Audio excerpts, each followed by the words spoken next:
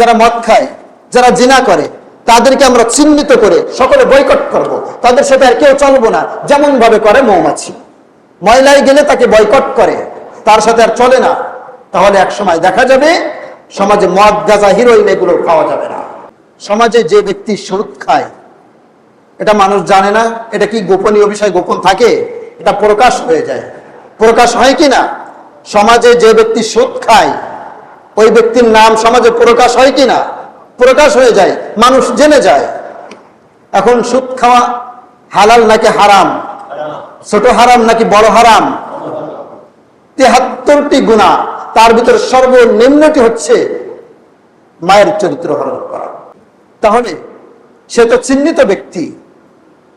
আমরা যদি আজ মৌমাছির চরিত্র ধারণ করতাম, তাহলে আমরা তাকে চিহ্নিত করে আমরা ঐক্যমত হব, এই সুদখোর ব্যক্তির সাথে আমরা কেউ মেয়ে বিয়ে দিব না, সুদখোরের মেয়ে আমরা কেউ বিয়ে করব না, সুদখোর কোনো ব্যক্তি মসজিদের সভাপতি সেক্রেটারি হবে না, সুদখোর কোনো ব্যক্তি সমাজের মেম্বার চেয়ারম্যান হবে না। এমন ভাবে আমরা যদি অপরাধীকে ডিনাই করতে পারতাম, বয়কট করতে পারতাম, তাহলে সমাজের কোনো সুদখোর, কোনো ঘুষখোর, কোনো অপরাধী, কোনো চাঁদাবাজি আমাদের নেতা হতে পারতো না। কোনো সন্ত্রাস, কোনো সুদখোর, কোনো ঘুষখোর আমাদের নেতা হতে পারতো না, আমাদের ঘাড়ে চেপে বসতে পারতো না। কিন্তু আমরা আজ মৌমাছির চরিত্র ধারণ না করে চরিত্র ধারণ করেছি মাছির চরিত্র। নাহলুল মানে হচ্ছে মৌমাছি। আল্লাহ তাআলা মৌমাছির নামে সূরা নাযিল করেছেন। ওহী শব্দটি ব্যবহৃত হয় সাধারণত নবীদের ক্ষেত্রে। আল্লাহ তাআলা নবীদের কাছে জিবরীল আমিনের মাধ্যমে ওহী প্রেরণ করেছেন। কিন্তু নবীদের বাইরে দুটি জায়গায় ওহী নাজিল হয়েছে, সেটাকে বলে ইলহাম, আল্লাহ তাআলার সূক্ষ্ম ইঙ্গিত। একজন হচ্ছে হযরত মূসা আলাইহিস সালামের মায়ের কাছে, যখন ফিরআউনের কবল থেকে ফিরআউন যখন সমানে শিশুগুলোকে হত্যা করেছিল, তখন ফিরআউনের কবল থেকে হযরত মূসা আলাইহিস সালামকে রক্ষা করার জন্য আল্লাহ তাআলা মূসা নবীর মায়ের উপর ওহী নাজিল করেছিলেন, বলেছিলেন মূসাকে তুমি বাক্সবন্দি করে নদীর ভিতরে ভাসিয়ে দাও। এ হচ্ছে নবীদের বাইরে কোনো মানুষের উপর ওহী নাজিল হয়েছে। আর মানুষের বাইরে একটি জায়গায় ওহী নাজিল হয়েছে একটি প্রাণীর উপর, সেটি হচ্ছে মৌমাছি। তাহলে নিশ্চয়ই অন্যান্য প্রাণীর ভিতর থেকে মৌমাছি একটি বিশেষ গুরুত্ব বহন করে, তাই কিনা? যেহেতু আল্লাহ তাআলার ওহী নাজিল হয়েছে, তার নামে সূরা নাজিল হয়েছে, এজন্য আল্লাহ তাআলা এই মৌমাছির ভিতরে আমাদের জন্য অনেক শিক্ষা লুকায়ে রেখেছেন। এবং আল্লাহ তাআলা বলেছেন তোমরা এই মৌমাছির কাছ থেকে শিক্ষা গ্রহণ করো, তোমাদের জন্য উত্তম নিদর্শন রয়েছে মৌমাছির ভিতরে। তো আমরা এ সম্পর্কে আলোচনা শুনব। দেখি আমরা মৌমাছির কাছ থেকে কি শিক্ষা গ্রহণ করতে পারি।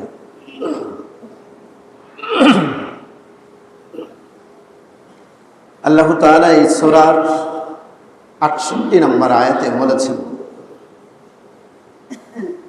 وَأَوْحَى رَبُّكَ إِلَى النَّحْلِ أَنِ اتَّخِذِي مِنَ الْجِبَالِ بُيُوتًا وَمِنَ الشَّجَرِ وَمِمَّا يَعْرِشُونَ। অর্থাৎ যে ওহীর কথা বললাম সেই ওহীটি হচ্ছে এই আয়াতটি। আল্লাহ তাআলা মৌমাছিকে ইঙ্গিত করে বলছেন ওয়া মানে ওহী, রব্বুকা মানে রবের পক্ষ থেকে, ইলান নাহলি মৌমাছির উপর রবের পক্ষ থেকে ওহী প্রেরণ করা হলো। আনিত্তাখিযি মিনাল জিবালি বুয়ুতা, জিবালুন মানে পাহাড়, বুয়ুতান মানে হচ্ছে ঘর। আল্লাহ তাআলা মৌমাছিকে ইঙ্গিত করলেন, নির্দেশ করলেন, আনিত্তাখিযি মিনাল জিবালি বুয়ুতা ওয়া মিনাশ শাজারি ওয়া মিম্মা ইয়ারিশুন। আনিত্তাখিযি মিনাল জিবালি বুয়ুতা, পাহাড়ের ভিতরে গিয়ে, পাহাড়ের উঁচু উঁচু পাহাড়ের উপর গিয়ে তুমি তোমার ঘরটাকে নির্মাণ করো। প্রথম আদেশ। ওয়া মিনাশ শাজারি, এবং উঁচু উঁচু গাছের মগ ডালের উপর গিয়ে তোমার বাসাকে নির্মাণ করো। ওয়া মিনাশ শাজারি ওয়া মিম্মা ইয়ারিশুন, এবং তোমার ঘর নির্মাণ করো। মানুষ যেখানে উঁচু উঁচু ঘর নির্মাণ করে, ওই ঘরের কার্নিশ গুলোতে গিয়ে তুমি তোমার ঘরটাকে নির্মাণ করো। সুবহানাল্লাহ। মৌমাছির ঘর কোথাও নিচু জায়গায় কোনোদিন দেখেছেন? কেউ দেখেছেন নাকি? দেখেন নাই আর দেখবেন না। কোথাও নিচু জায়গায় মৌমাছির ঘর থাকে না, যেখানে হাতের নাগালে পাওয়া যাবে এমন জায়গায় থাকে না। আল্লাহ তাআলা সূক্ষ্ম ইঙ্গিত নির্দেশ দিয়েছেন মৌমাছিকে, সেটা পালন করছে এবং কিয়ামত পর্যন্ত যথাযথভাবে এটা পালন করেই চলবে। এই নির্দেশ দেওয়ার পরে আল্লাহ তাআলা 69 নম্বর আয়াতে বলছেন, সুম্মা কুলি মিন কুল্লি সামারাতি ফাসলুকি সুবুলা রাব্বিকি যুলুলা। প্রথমে মৌমাছিকে নির্দেশ করলেন, তুমি তোমার ঘর নির্মাণ করো। ঘর নির্মাণ করা হয়ে গিয়েছে, এখন আল্লাহ তাআলা নির্দেশ করেছেন, সুম্মা কুলি মিন কুল্লি সামারাতি ফাসলুকি সুবুলা রাব্বিকি যুলুলা। ঘর নির্মাণ করা হয়েছে, এখন তুমি দূর থেকে দূর দেশ পর্যন্ত 80 কিলোমিটার 90 কিলোমিটার দূরত্ব চলে যায় মৌমাছি মধু সংগ্রহ করার জন্য। আল্লাহ তাআলা বললেন, সুম্মা কুলি, এরপর তুমি তোমার ওই যে যত ফুল আমি তৈরি করেছি, ওই ফুলের মাঝে গিয়ে তুমি রস নির্যাস সংগ্রহ করো। ফাসলুকি সুবুলা রাব্বিকি যুলুলা, সংগ্রহ করার পর আবার যথাযথভাবে তোমার রবের সহজ পথে তুমি যেখানে ঘর নির্মাণ করেছো সেখানে আবার তুমি ফিরে এসো। মৌমাছি তার ঘর থেকে 80-90 কিলোমিটার দূরত্ব চলে যায়, কিন্তু আজ পর্যন্ত কোনোদিন মৌমাছি গবেষণা করে দেখেছেন, এই গবেষণা করেছেন আমেরিকান বিজ্ঞানী কার্ল ভন প্রিক্স।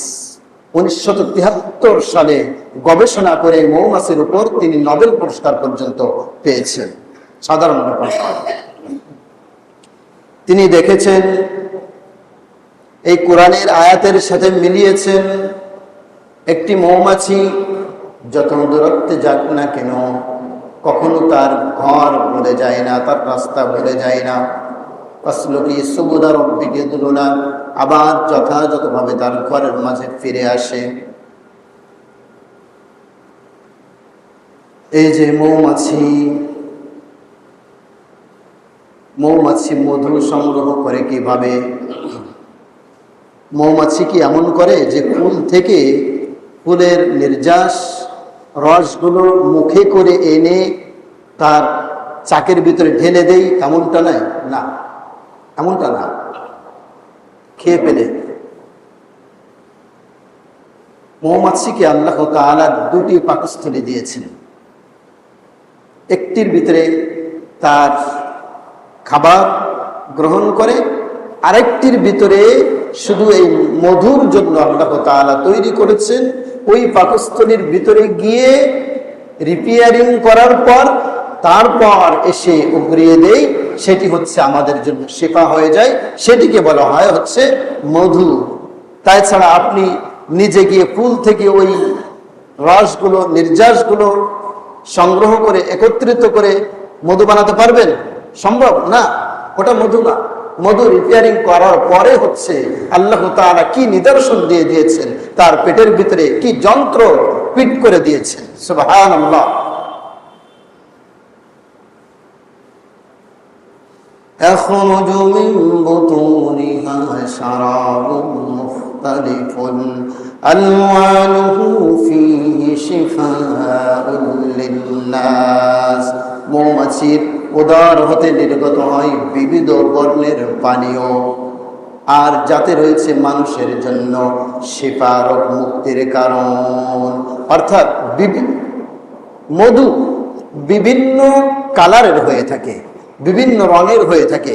কোন মধু আছে কালো, কোন মধু আছে সাদাইতে, বিভিন্ন কালারের মধু পাওয়া যায়, যায় কিনা? বিভিন্ন কালারের মধু পাওয়া যায়। ফিহি শিফাউল লিন্নাস, আর সেটি হচ্ছে মানুষের জন্য রোগ মুক্তির কারণ, সেটি হচ্ছে মানুষের জন্য শিফা।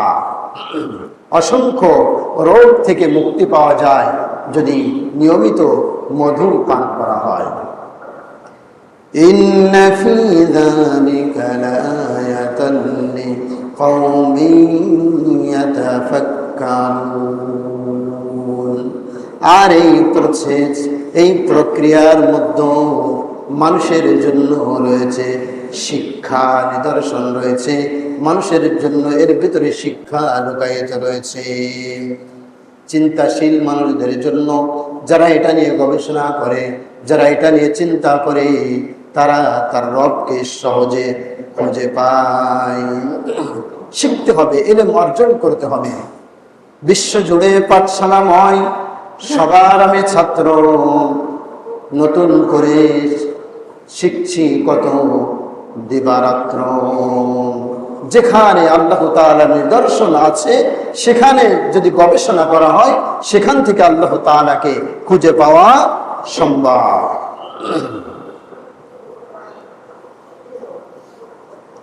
আল্লাহ তাআলা বলেছেন, ফাসলুকি সুবুলা রাব্বিকি যুলুলা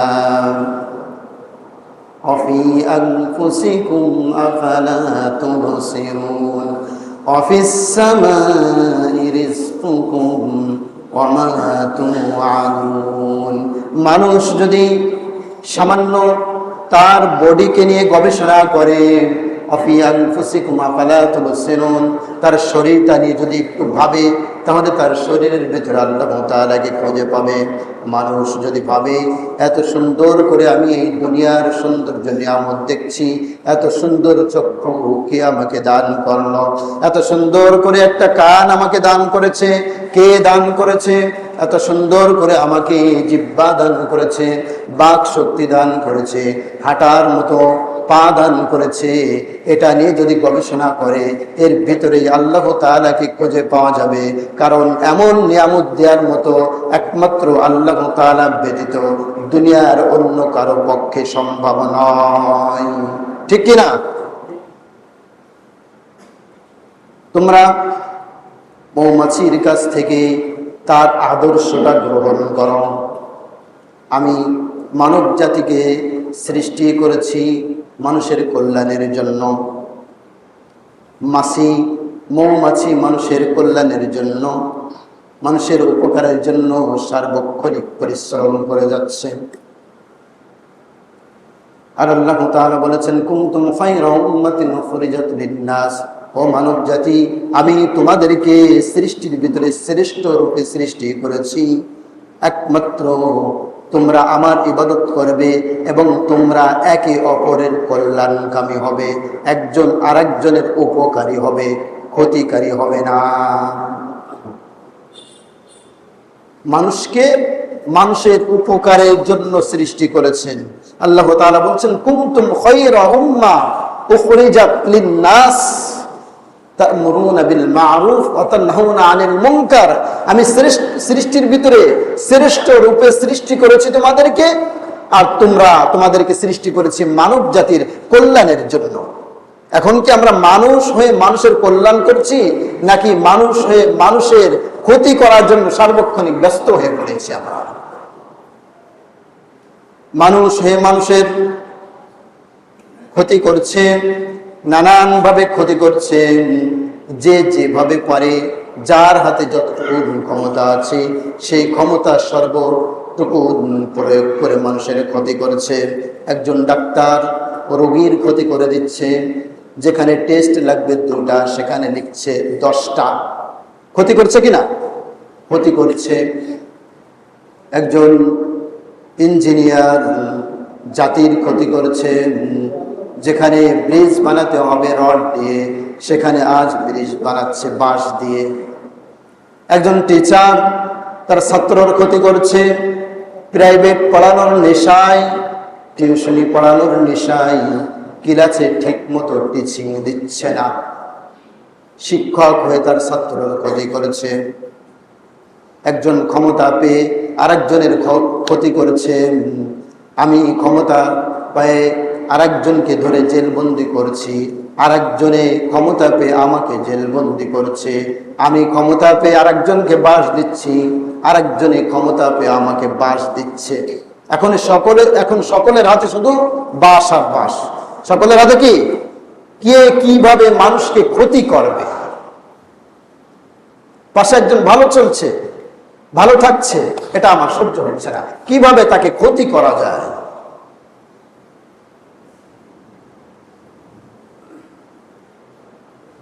আল্লাহ তাআলা বলেছেন, মানুষের উপকার করো, অসহায় ব্যক্তিকে সহযোগিতা করো, ক্ষুধার্ত ব্যক্তিকে খাবার দান করো।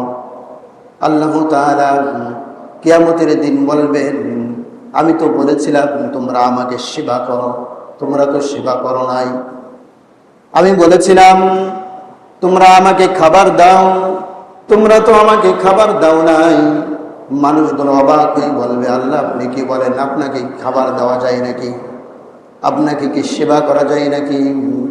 আল্লাহ তাআলা বলবেন, অসহায় ব্যক্তিকে সাহায্য করলে আমাকে সাহায্য করা হতো, ক্ষুধার্ত ব্যক্তিকে খাবার দিলে আমাকে খাবার দেওয়া হতো। একটা হাদিস হচ্ছে, আল খালকু কুল্লুকুম আয়াদুল্লাহ, আল্লাহ তাআলার সকল মাখলুকাত হচ্ছে আল্লাহ তাআলার একটি পরিবার। আল্লাহ তাআলা বলেছেন, তোমরা যখন অসহায়কে সাহায্য করো, ওই সাহায্যটা অসহায়কে করা হয় না, সরাসরি আমি আল্লাহকে সাহায্য করা হয়।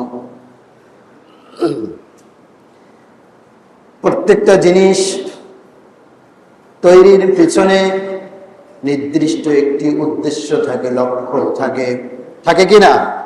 প্রত্যেকটা জিনিস তৈরির পিছনে নির্দিষ্ট একটি উদ্দেশ্য থাকে কিনা? থাকে। মোবাইল তৈরি করা হয়েছে কথা বলবো তাই, কথা বলতে পারবো না, মোবাইলের কোনো মূল্য নাই, ডাস্টবিনে যাবে। মাইক তৈরি করা হয়েছে আওয়াজকে লম্বা করবে, সেটা করতে পারছে না, এর কোনো মূল্য নাই, ডাস্টবিনে যাবে। লাইট তৈরি করা হয়েছে আলো দিবে তাই, আলো দিতে পারছে না, ডাস্টবিনে যাবে, ডাস্টবিনে ফেলে দিব। ঠিক আল্লাহ তাআলা আপনাকে আমাকে একটি উদ্দেশ্য তৈরি করেছে, সেই উদ্দেশ্য যখন ব্যাহত হবে তখন ঠিক আল্লাহ তাআলা আপনাকে আমাকে ওই জাহান্নামের ভিতরে ফেলে দিবে, আমাদের আর কোনো মূল্য থাকবে না।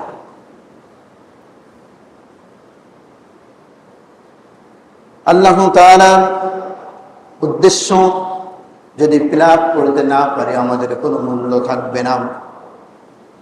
ঠিক মৌমাছি থেকে আমাদেরকে শিক্ষা নিতে বলেছেন। মৌমাছির কয়েকটি গুণ আমি আপনাদের সামনে বলবো। মৌমাছির একটি গুণ হচ্ছে, মৌমাছি কখনো ময়লা জায়গায় বসে না। মৌমাছি কখনো ময়লা জায়গায় মৌমাছিকে পাবেন না। মৌমাছি থাকে মিষ্টি দোকানে, মৌমাছি থাকে ফুলের মাঝে, ভালো ভালো জায়গায় মৌমাছি থাকে, কোনো ময়লা জায়গায় বসে না। আর যদি কোনো মৌমাছি ময়লা জায়গায় ভুলক্রমে চলে যায়, সেটা ভুলক্রমে যায়, কিন্তু যদি কেউ চলে যায় তার স্বজাতিরা তাকে আর গ্রহণ করে না, তাকে আর ওই মৌচাকের ভিতরে তার জায়গার হয় না, তাকে আর ঢুকতে দেয় না। যদি কেউ জোর করে ঢুকতে চায় তাহলে তাকে মেরে ফেলে। কিন্তু ময়লায় জায়গায় গিয়েছ, তোমার জায়গা আমাদের মাঝে হবে না। আমাদের কাজ ময়লা জায়গায় যাওয়া না, আমাদের কাজ হচ্ছে ভালো জায়গায় যাওয়া। কিন্তু মৌমাছির ভিতরে, মৌমাছির বাইরে আরেকটি মাছি আছে, মৌ বাদ দিলে থাকে মাছি। এই মাছিকে আপনি ময়লা জায়গায়ও পাবেন, মিষ্টি দোকানেও পাবেন। এজন্য এই মাছির কোনো কদর নাই। যেখানে পায় মানুষ চড় থাপ্পড় মারে, মারে কিনা? চড় থাপ্পড় মারে। আর মৌমাছিকে মানুষ আদর যত্ন করে, লালন পালন করে, তার কাছ থেকে মানুষ উপকৃত হয়। ঠিক আপনাকে আমাকে ময়লা জায়গায় যাওয়ার জন্য পাঠান নাই, নোংরা কাজ করার জন্য পাঠান নাই। যখন আমরা ময়লা জায়গায় যাব, যখন আমরা নোংরা জায়গায় যাব, তখন যেভাবে মৌমাছি ময়লা জায়গায় যাওয়ার কারণে তাকে ডিনাই করেছে, তাকে আর ঢুকতে দিচ্ছে না, মেরে ফেলছে, মাছি ময়লা জায়গায় যাওয়ার কারণে মানুষ চড় থাপ্পড় মারছে, ঝাঁটার বাড়ি দিচ্ছে। ঠিক অনুরূপভাবে মানব জাতি যখন ময়লা জায়গায় গিয়ে মরবে, আল্লাহ তাআলা ফেরেশতারা তাকে চড় থাপ্পড় দেওয়ার জন্য রেডি হয়ে আছে। ولو ترى إذ يتوفى الذين كفروا الملائكة يضربون وجوههم وأدبارهم وذوقوا عذاب الحريق।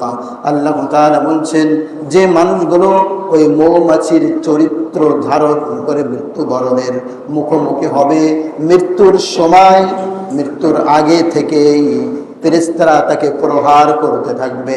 ওয়ালাউ তারা ইয ইয়াতাওয়াফাল্লাযীনা কাফারুল মালায়েকাতু ইয়াদরিবুনা, মানে হচ্ছে প্রহার করা, ওযুহাহুম, তার মুখের ভিতরে প্রহার করবে, তার শরীরের ভিতরে প্রহার করবে, আর বলতে থাকবে জাহান্নামের শাস্তি ভোগ করতে থাক, জাহান্নামের শাস্তি ভোগ করতে থাক।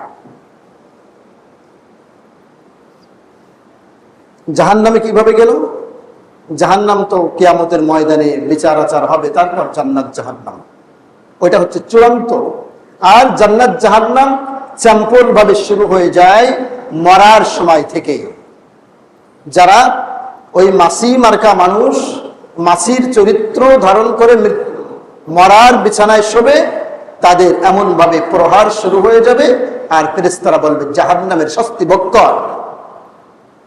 ঠিক এর উল্টোটা, যারা মৌমাছির চরিত্র ধারণ করবে, তাদের জন্য সুসংবাদ দিয়েছেন, আল্লাযীনা তাতাওয়াফাহুমুল মালাইকাতু তাইয়্যিবিনা ইয়াকুলুনা সালামুন আলাইকুম উদখুলুল জান্নাতা বিমা কুনতুম তা'মালুন। নেককার বান্দা যখন মরার আগ মুহূর্তে ফেরেশতারা সারিবদ্ধভাবে তাকে অভিবাদন জানানোর জন্য দাঁড়িয়ে যাবে, সালাম দিতে থাকবে, সালামুন আলাইকুম উদখুলুল জান্নাহ, তোমার জন্য, তোমার উপর আল্লাহ তাআলার শান্তি বর্ষিত হোক, উদখুলুল জান্নাতা বিমা কুনতুম তা'মালুন, এবং তুমি আল্লাহর জান্নাতে প্রবেশ করো, জান্নাতা বিমা কুনতুম তা'মালুন, তোমার উত্তম কর্মের বিনিময় আল্লাহ তাআলা তোমাকে জান্নাতের সুসংবাদ দিয়েছে। তাহলে মাছির চরিত্র ধারণ করলে জাহান্নাম সোজা হিসাব, মৌমাছির চরিত্র ধারণ করলে জান্নাত। এখন আমরা যদি মৌমাছির চরিত্র ধারণ করতাম, তাহলে সমাজে যারা জিনা করে, যারা মদ খায়, যারা অপকর্ম করে, তাদেরকে আমরা চিহ্নিত করতাম, তাদেরকে আমরা বয়কট করতাম, তাদের সাথে আমরা মিশতাম না। একসময় দেখা যেত সমাজে মদ, গাঁজা, হিরোইন আর খুঁজে পাওয়া যেত না, তাই কিনা? খুঁজে পাওয়া যেত। যারা মদ খায়, যারা জিনা করে, তাদেরকে আমরা চিহ্নিত করে সকলে বয়কট করব, তাদের সাথে আর কেউ চলবো না, যেমন ভাবে করে মৌমাছি। ময়লায় গেলে তাকে বয়কট করে, তার সাথে আর চলে না। তাহলে এক সময় দেখা যাবে সমাজে মদ, গাঁজা, হিরোইন এগুলো পাওয়া যাবে না। সমাজে যে ব্যক্তি সুদ খায়, এটা মানুষ জানে না, এটা কি গোপনীয় বিষয় গোপন থাকে? এটা প্রকাশ হয়ে যায়, প্রকাশ হয় কি না? সমাজে যে ব্যক্তি সুদ খায়, ওই ব্যক্তির নাম সমাজে প্রকাশ হয় কি না? প্রকাশ হয়ে যায়, মানুষ জেনে যায়। এখন সুদ খাওয়া হালাল নাকি হারাম? ছোট হারাম নাকি বড় হারাম? 73টি গুনাহ, তার ভিতরে সর্বনিম্নটি হচ্ছে মায়ের চরিত্র হরণ করা। তাহলে সে তো চিহ্নিত ব্যক্তি।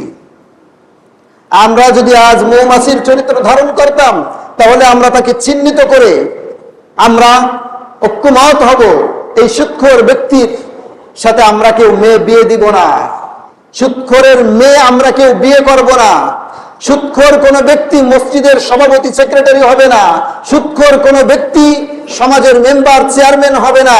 এমন ভাবে আমরা যদি অপরাধীকে ডিনাই করতে পারতাম, বয়কট করতে পারতাম, তাহলে সমাজের কোন সুদখোর, কোন ঘুষখোর, কোন অপরাধী, কোন চাঁদাবাজি আমাদের নেতা হতে পারতো না। কোন সন্ত্রাস, কোন সুদখোর, কোন ঘুষখোর আমাদের নেতা হতে পারতো না, আমাদের ঘাড়ে চেপে বসতে পারতো না। কিন্তু আমরা আজ মৌমাছির চরিত্র ধারণ না করে চরিত্র ধারণ করেছি মাছির চরিত্র। ভালো হতে হবে, শিক্ষা নিতে হবে মৌমাছির কাছ থেকে। ভালো হতে কিন্তু পয়সা লাগে না, ভালো হতে পয়সা লাগে না, বরং খারাপ হতে পয়সা লাগে। যে ব্যক্তি প্রতি সপ্তাহে দাড়ি শেভ করে, সেলুনে গিয়ে বসছে, টাকা খরচ হয় না? 40 টাকা, 50 টাকা, আর উন্নত জায়গায় গেলে আরো বেশি খরচ হয়। কিন্তু যদি কেউ নিয়াত করে যে আমি আর দাড়ি শেভ করবো না, তার কয় টাকা খরচ হবে? হবে 1 টাকাও খরচ হবে? হবে না। যে ব্যক্তি মদ খায়, মদ খেতে টাকা লাগে না, নেশা করতে টাকা লাগে না, আজকে নিয়াত করবে আমি আর মদ খাবো না, কয় টাকা লাগবে? লাগবে? লাগবে না। খারাপ হতে পয়সা লাগে, ভালো হতে পয়সা লাগে না। তাহলে মৌমাছির প্রথম চরিত্র হচ্ছে, প্রথম গুণ হচ্ছে, সে কোনো ময়লা জায়গায় বসে না, ময়লা জায়গায় যায় না। ময়লা জায়গায় যদি কেউ যায়, তাহলে তার সহজাতিরা সকলে মিলে তাকে বয়কট করে, তাকে বিচ্ছিন্ন করে দেয়, তাদের ভিতরে আর জায়গা দেয় না। মৌমাছির দ্বিতীয় গুণ হচ্ছে, মৌমাছি ঐক্যবদ্ধভাবে চলে, ঐক্যবদ্ধভাবে চলে, বিচ্ছিন্নভাবে চলে না মৌমাছি। আপনার বাড়ির কোনো গাছের মগ ডালে মৌচাক হয়েছে, সেখানে আপনি আগুন ধরিয়ে দিয়েছেন, গাছ কেটে ফেলেছেন, ওই মৌমাছিগুলো কি বিচ্ছিন্নভাবে যে যার মতো এক দিকে চলে যায়, নাকি আবার নির্দিষ্ট একটি জায়গায় গিয়ে একজনের নেতৃত্বে গিয়ে আবার এক জায়গায় বাসা বাঁধে? বাসা বাঁধে কিনা? এক জায়গায় গিয়ে বাসা বাঁধে। তাদের একজন নেত্রী আছে, তার নেতৃত্বে সকলে ঐক্যবদ্ধভাবে এক জায়গায় গিয়ে বাসা বাঁধে। আজ পৃথিবীর মুসলমান জাতি হচ্ছে সব থেকে বিচ্ছিন্ন জাতি। এজন্য সারা পৃথিবীতে মুসলমান জাতি মার খাচ্ছে। মুসলমান জাতি যদি ঐক্যবদ্ধ থাকতো, মৌমাছির মতো মৌমাছিকে দেখে যদি শিক্ষা নিত, যদি ঐক্যবদ্ধ থাকতো, কাফেররা চোখ তুলে কথা বলার মতো সাহস পেত না। পৃথিবীতে 57টি মুসলিম রাষ্ট্র ওআইসির সদস্যভুক্ত, আরো বাকি 8টি, মোট 65টি মুসলিম রাষ্ট্র।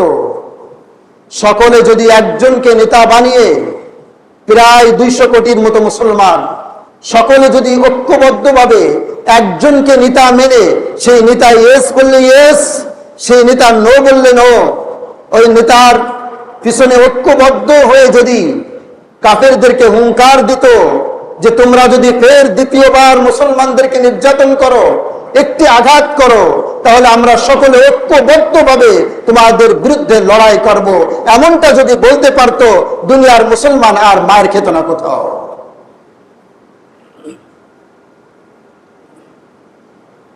ঐক্যবদ্ধ হতে হবে। আল্লাহ তাআলা কোরআনেও বলেছেন, ওয়াতাসিমু বিহাবলিল্লাহি জামিআ ওয়া লা তাতাফাররাকু। আল্লাহ তাআলার রজ্জুকে আঁকড়ে ধরো, ওয়া লা তাতাফাররাকু, তোমরা বিচ্ছিন্ন হয়ো না। বিচ্ছিন্ন হবে, মারের আর অভাব থাকবে না। আল্লাহ তাআলা ঐক্যবদ্ধ হতে শেখাচ্ছেন আমাদেরকে দৈনিক 5 বার নামাজের মাধ্যমে। একজন ইমাম থাকবে। ইমাম কয়জন থাকে? একজন থাকে। পিছনে হাজার হাজার লক্ষ লক্ষ মানুষ নামাজ পড়ে। মক্কা শরীফে লক্ষ লক্ষ মানুষ নামাজ পড়ছে, ইমাম কয়জন? একজন। সকলে ঐক্যবদ্ধভাবে জামাত করতে শিখিয়েছেন। জামাত মানে ঐক্যবদ্ধ হওয়া। দৈনিক 5 বার জামাতের মাধ্যমে আমাদেরকে ঐক্যবদ্ধ হতে শেখাচ্ছে। একজন নেতা থাকবে, একজন ইমাম থাকবে। ইমাম যখন আল্লাহু আকবার বলে রুকুতে যাবে, সকলকে রুকুতে যেতে হবে। ইমাম যখন সামি আল্লাহু লিমান হামিদা বলে রুকু থেকে উঠে যাবে, পিছনে এমপি থাকুক, মন্ত্রী থাকুক, প্রেসিডেন্ট থাকুক, সকলকে সাথে সাথে উঠে যেতে হবে। রুকুতে থাকার অধিকার কারো নাই, থাকবে তার নামাজ বাতিল হয়ে যাবে।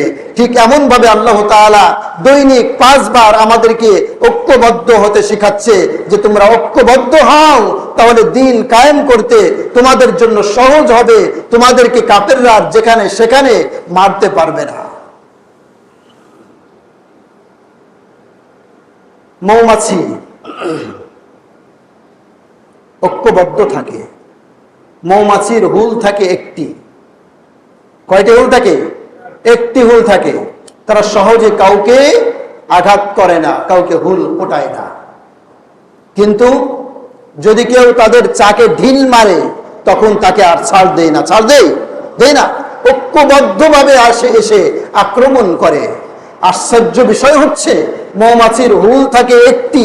ওই হুল যদি কাউকে একবার ফুটিয়ে দেয়, ওই মৌমাছিটি আর বাঁচে না। ওই মৌমাছিটি আর বাঁচে না। তার মানে কি? মৌমাছি বোঝাতে চায়, আমি নিরীহ প্রাণী, আমি তোমাদেরকে ক্ষতি করি না, বরং আমি তোমাদেরকে উপকার করি। কিন্তু আমাদেরকে যখন আঘাত করবে, যখন মৌচাকে আঘাত করা হয়, তখন কেউ বিবেচনা করে না আমার গায়ে লেগেছে কিনা, সকলে বিবেচনা করে আমার মৌচাকে কেন আঘাত করেছে। সকলে ঐক্যবদ্ধভাবে জীবনকে বাজি রেখে, সে জানে আমি মৃত্যুবরণ করব হুল ফুটিয়ে দিলে, তারপরেও জীবনকে বাজি রেখে হলেও প্রতিবাদ করে। তারা প্রতিবাদ করে দুনিয়া থেকে চলে যাব, আপত্তি নাই। এমনটা হতে শিখিয়েছেন মানব জাতি। তোমরা মৌমাছির কাছ থেকে শিক্ষা গ্রহণ করো, তোমরা ঐক্যবদ্ধ হও, তোমাদের জীবনকে বাজি রেখে হলেও কাফেরদের বিরুদ্ধে ঐক্যবদ্ধ হয়ে লড়াই করো। তোমাদেরকে বুঝিয়ে দিতে হবে আমরা মুসলমান জাতি, আমরা নিরীহ জাতি, আমরা এই পৃথিবীর কল্যাণ চাই, আমরা মানুষের কল্যাণকামী। কিন্তু তোমরা যখন আমাদের ভাই মুসলমান কাউকে আঘাত করবে, তখন আমার গায়ে লেগেছে কি অন্যের গায়ে লেগেছে এটা দেখার সুযোগ নাই। দেখতে হবে মুসলমানকে কেন আঘাত করেছো। ঐক্যবদ্ধভাবে জীবনকে বাজি রেখে হলেও শহীদ হব, তারপরেও আমরা তোমাদের বিরুদ্ধে লড়াই করব। এই চিন্তার পক্ষে যদি সকলে ঐক্যমত হতো, সকলে ঐক্যমত পোষণ করত, তাহলে পৃথিবীর কোথাও কোনো মুসলমান বিজাতিদের কাছে আর মার খেত না। ঠিক না? ঐক্যবদ্ধ হতে শিখিয়েছেন। মৌমাছির কাছ থেকে আমাদেরকে শিক্ষা নিতে বলেছেন। ঐক্যবদ্ধ। আপনাদের সকলের বাড়ি মা বোন স্ত্রী আছে, তাদের মাথায় লম্বা চুল আছে। একটি চুল ধরে টান দিবেন, 1 সেকেন্ডও লাগবে না উঠতে। কিন্তু এক গোছা ধরে যখন টান দিবেন, 20, 25, 30টি চুল ধরে যখন টান দিবেন, তখন উঠবে। 10 মিনিট ধরে টানাটানি করলে উঠবে না, বরং আপনার হাত কেটে যেতে পারে। ঐক্যবদ্ধ হওয়া আর না হওয়ার পার্থক্য হচ্ছে এখানে। আল্লাহ তাআলা আমাদের সকল মুসলিম জাতিকে ঐক্যবদ্ধ হয়ে আল্লাহ তাআলার রজ্জুকে ঐক্যবদ্ধ হয়ে আঁকড়ে ধরার তৌফিক দান করুন। আমিন। আখির দাওয়ানা আলহামদুলিল্লাহ।